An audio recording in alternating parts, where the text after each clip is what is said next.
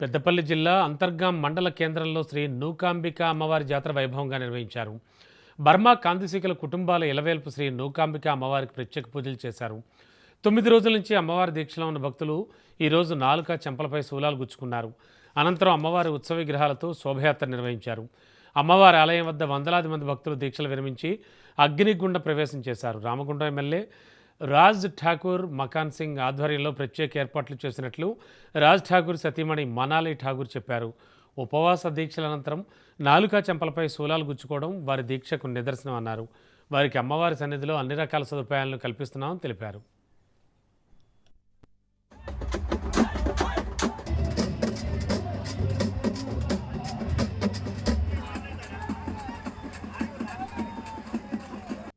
మీరు చూస్తా ఉన్నారు ఆ తల్లి మహిమ చూడండి.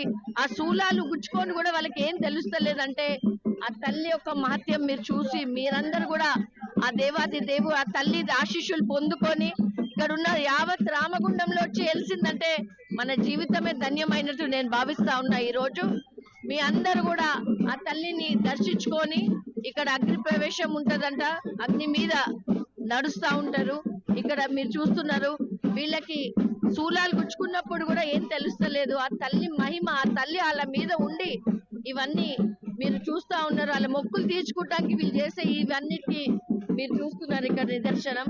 ఆ తల్లి మన ఊరిని మన ఊరి ప్రజలని చల్లగా కాపాడి చల్లగా ఉంచాలని కోరుతూ ఇక్కడ ఉన్న ప్రతి చిన్నారి బిడ్డ, ఆ అక్క చెల్లి అన్న తమ్ముడు అందరి కుటుంబాలలో సుఖశాంతుల తల్లే శాంతంగా హ్యాపీగా ఎట్లయితే అక్కడ ఉండి అందరు చూస్తా ఉన్నదో